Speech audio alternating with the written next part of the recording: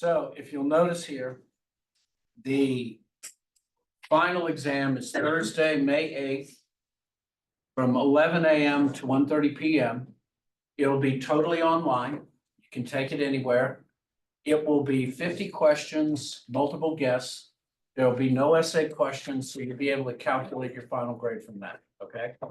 We have one position paper, which will be 20% of your grade. The 4 tests will be the other 80% of the grade, and that's how you get your total. Simple as that. Do I round up? Yeah. Okay. So, because I had professors that rounded up for me. So thank Dr. Ivy and Dr. Breland. So that's the basics, okay? Yes. And would that exam only be open that hour and a half? Yes, it'll be open only that hour and a half. Well, it's 2.5 hours. Okay. So it's, 11 to 1:30, so it's 2.5 hours, How okay? many questions? It'll be 50 questions, all multiple choice. They'll be equal from chapters 10, 11, and 12, okay? I will have all of the videos up and you can start probably by the end of the weekend.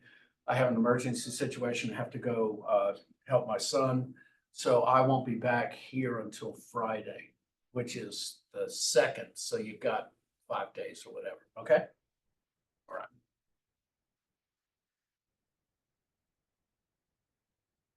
So.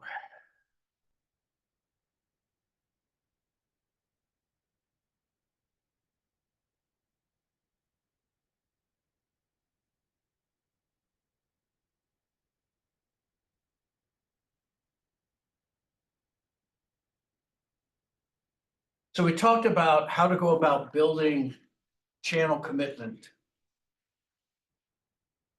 And we talked about the research that talked about 2 of the key points of commitment and trust as being major important milestones for you to be able to build long-term relationships with. Realize that if you are expecting commitment from one focal party, you yourself must be equal to that as well. It's important to understand that deception rarely works. People are very poor actors. You can be fooled sometimes by some people, but eventually deception finds its play. Realize that we are known by our deeds and not by our words. So many times we can say many things, but you must follow them with actions. Actions denote commitment.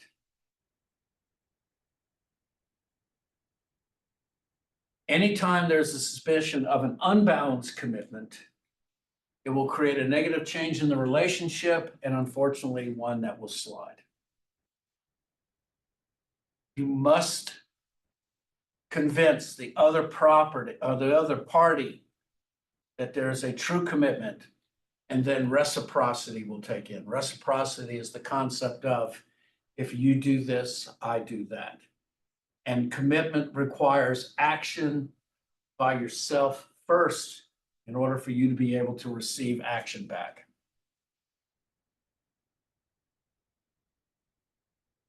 And so how do you do that? Well, one of the ways that you do that is you're selective.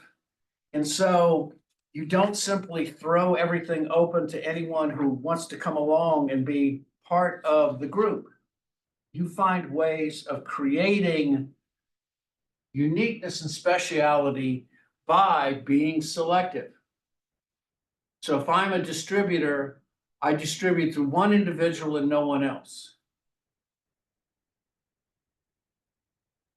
If your supplier practices direct selling, you do not sell in that particular area if you are a dual distributor.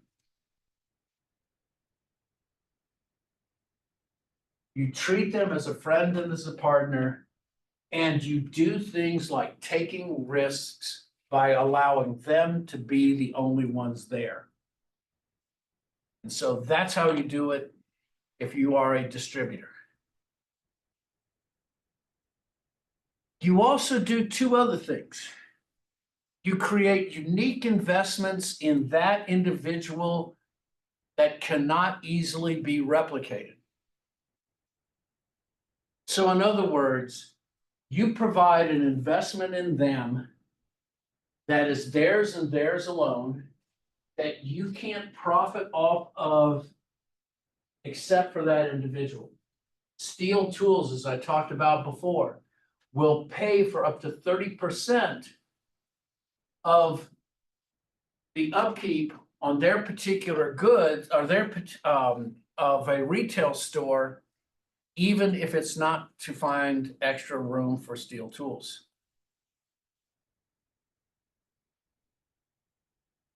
You make long-term commitments, particular to the relationship. You build assets that are only dedicated to that relationship alone. And so you build very specific ones. And so what that would mean is you will make a commitment that is unique. It is selective. It makes you more empathetic, and it makes the business better in the long term. I am literally throwing away money just so I can make this one individual company happy. And so these, in the short term, or in the short sense is, commitment is built through actions, not through words. Okay. And those actions are selective and idiosyncratic. Those are the two things that you wish. So that is commitment. Then what is trust? I am doing this long-term research right now on cognitive and affect-based trust and artificial intelligence, and I'm finding it fascinating. It's cognitive and affect-based trust is a sociological term. It is a term that basically denotes the societal need for individuals to be able to trust and reason with each other. So, what's that? Tell us about your video, I'm sorry. No worries. Okay. So, what is trust? Well, it's easy to see, difficult to define. Trust is when the other party views you as benevolent and generally interested in your future and your success. Trust is conceptualized as a confidence that the other party is honest. We used to call them straight up people. They stand by the word, they fulfill their obligations. Sincerity means that there is no verisimilitude. In other words, you're not playing around. I can look in your eyes and there is an honest commitment there. And so trust is confidence in the other party, the assessment that the other party is benevolent, is concerned with your future, and generally interested in your own welfare. And so how do you find ways of doing this? One of the ways is that you try to provide economic satisfaction for your partner. So economic satisfaction is a positive affective. Affective means emotional. Affective response to economic rewards that you have received in the relationship. Now, why do we call it emotional? And why don't we consider economic to be financial in nature? Well, the reason is that everybody has their own degree of what they consider to be financially happy, okay? What we're looking is a satisfaction, a genuine happiness emotively that comes from being able to enjoy an interaction. And so how do you build that? Well, we talked about idiosyncratic investments when we're talking about commitment. Here we make generic investments to our channel partners. What do I mean by a generic investment? I go to this company, I go look at this retail establishment, and I teach them everything they need to know about chainsaws, everything. I teach them the proper ways to oil them, talk about how to sharpen them. I talk about lawnmowers, we talk about the general engines that are built in them. I am practically building my retail establishment to go out and take this and go somewhere with it. This is an example of expertise power when we talked about that. And I'm giving this expertise power away by sharing all the information I know. And so where commitment is done through idiosyncratic, trust is done through generic. Both investments yield dividends.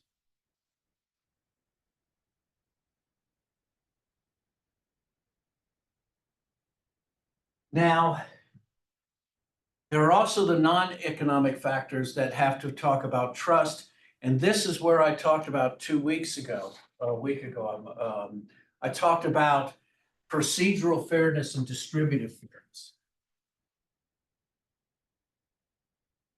You might see them, it says procedural fairness or procedural justice. It means the same thing.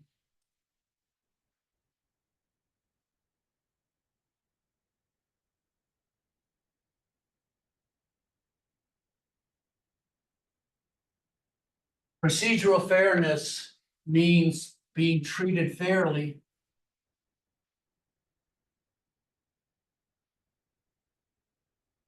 in day-to-day activities.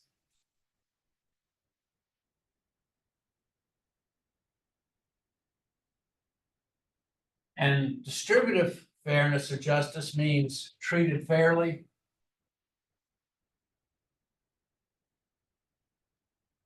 in distribution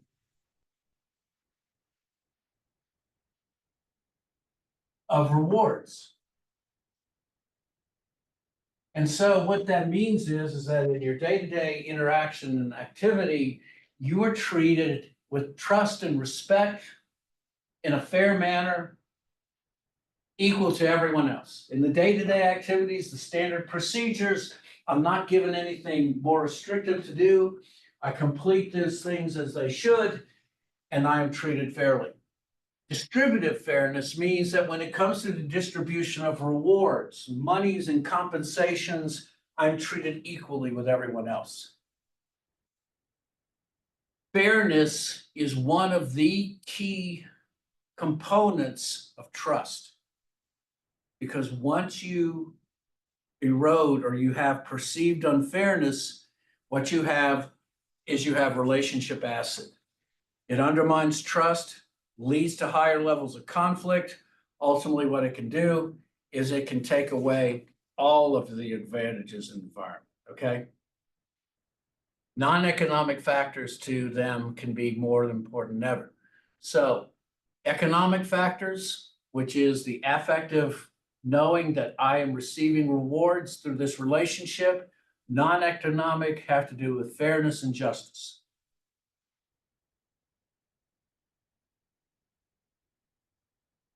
So we're not going to worry about this slide.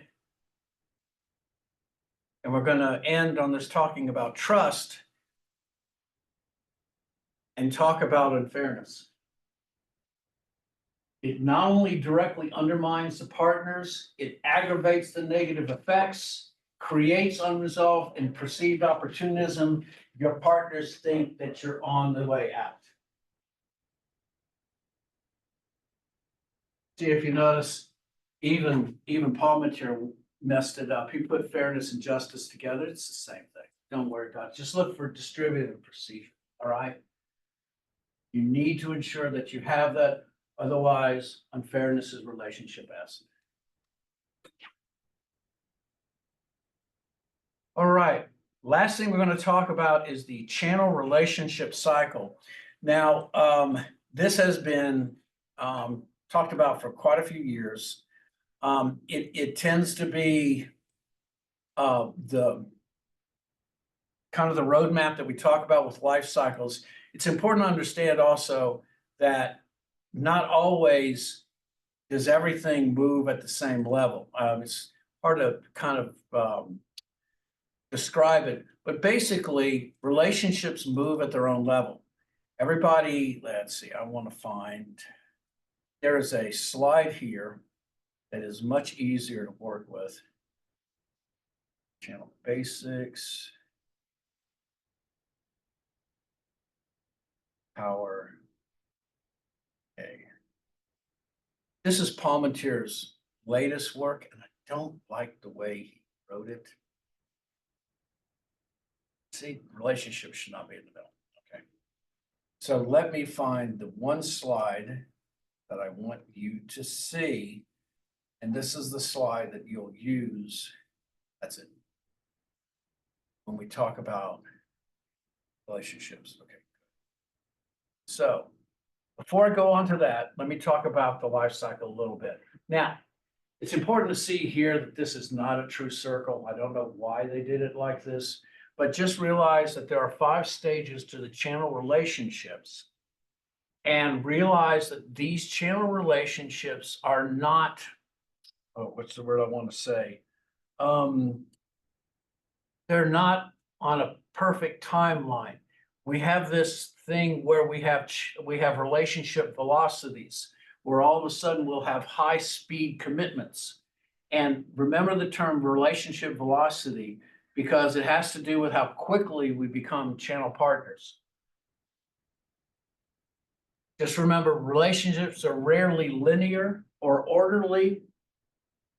They do not progress in an orderly fashion. And that different strategies in the relationship come up with different stages, okay? So let's stop that one. And let's go to this one.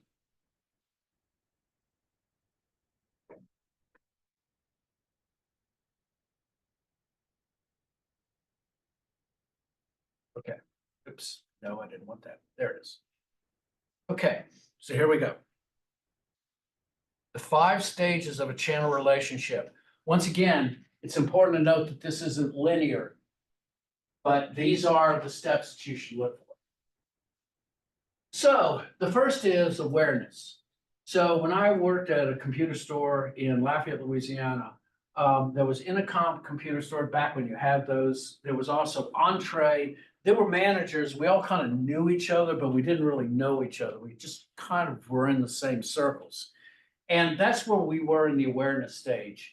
You see them not necessarily as partners, but possible feasible partners.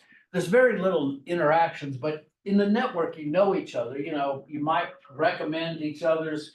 Certainly when I had people come in my store and I was not an authorized dealer, I would always steer them to the other store because that's what you're supposed to do. You might have transactions between each other. They may be there as well, but basically you're just kind of at that stage where you kind of know them, all right? So that's the awareness stage, just, you know, they exist. Then all of a sudden, something will come along where you might actually need that individual. And so you will start to explore the relationship itself. And so generally what this will do is you might start with one given transaction. You investigate each other's their motives, find out what kind of people they are. You might have some very intensive bargaining, especially this is where conflict will show itself because you haven't created relational norms between each other. And so this is that sharp elbow feeling each other out kind of party. Generally, it also tends to be strictly transactional because once again, you haven't developed norms of how you work with each other. So you tend to fall back on the things that you know, all right? You be very sensitive to things like power and fairness, which is what they're talking about when they say justice. You kind of selectively reveal certain amount of information. You don't use expertise power because you don't want to quite give up what you know, not necessarily generic investments yet. But then what happens is that norms start to emerge. You start to have roles. You know each other. You become more elaborate in your particular role definitions. There was a guy that I always went to, and the first thing he always said was, it's coffee time. Those are the kinds of things that happen. And once you start to do this, you start to move into a deeper relationship. At the exploration stage, it's very, very reasonable that you could probably step out for any reason whatsoever. But expansion happens rapidly. This is where what relationship velocity is where it's not a linear thing, but all of a sudden there's a deepening commitment, and many times it's very fast. Risk-taking can dramatically increase. They're starting to grow the connections of trust and awareness. And usually these also have an increase in communication. You're finding that you're having conversations with each other regardless of whether or not you're there to deliver goods. You also find that other partners are becoming less attractive because you're finding much more in that interaction as well. There needs to be a continuing momentum, and so what you start to see is you see the parties finding new areas of activity to grow and deepen and more closely connect the relationships together. This is where your focus narrows on partners, and you're looking at just that one. Finally, you get to long-term commitment, and that's when each party invests to build and maintain the relationships that you have. You're starting to think in a long-term horizon at this point. The relationship has moved to full commitment and trust. They're aware of alternatives, but you're not even listening to them anymore. And there's a very high expectations of the way behavior is supposed to be on both sides. You learn to adapt, how to resolve conflicts. You start to have shared values, and you actually start putting them into paper by using traditional legitimate power, where you start to put those things down into words. It doesn't mean that everything is fluid, because especially with humans, we have this tendency to complicate things.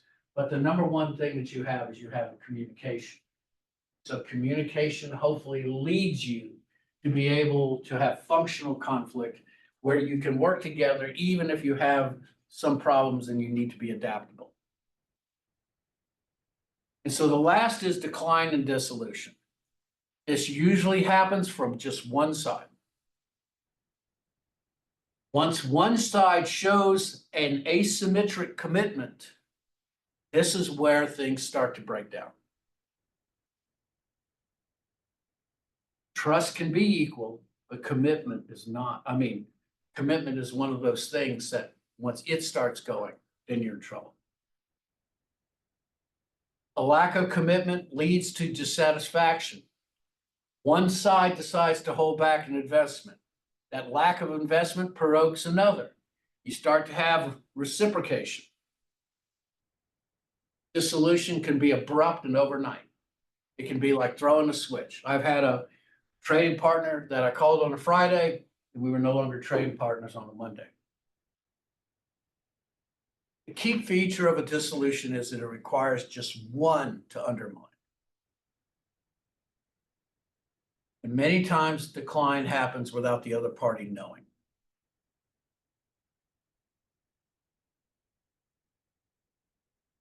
So, by its nature, what we're saying is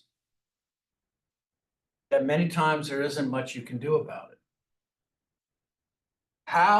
This is a test question, how do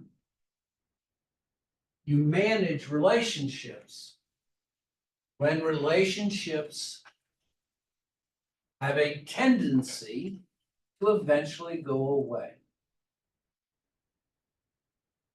The only way to do it is to have multiple partners.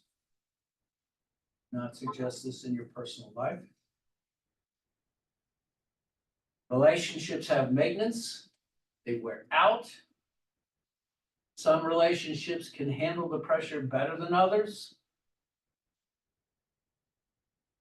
The way that you manage those is you diversify the risk and have multiple partners and manage those relationships, which will be at different stages.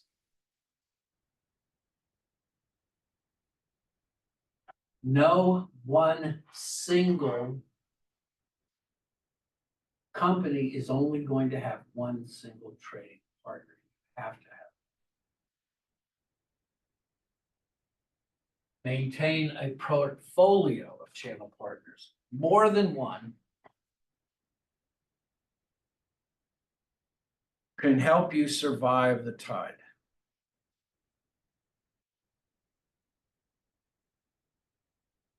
So what are your actions?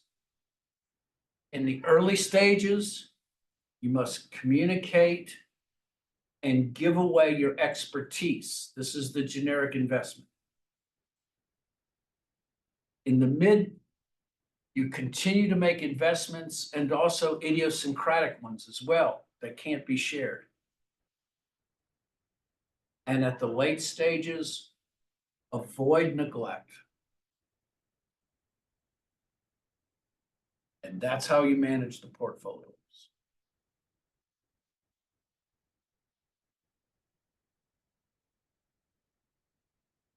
And we're at an end.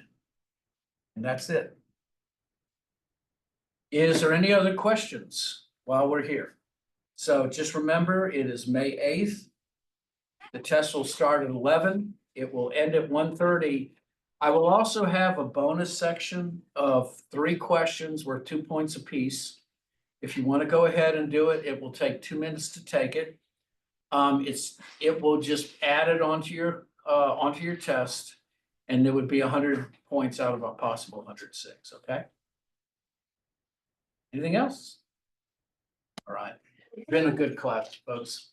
I hope you have a great summer. Please email me if you need me, okay?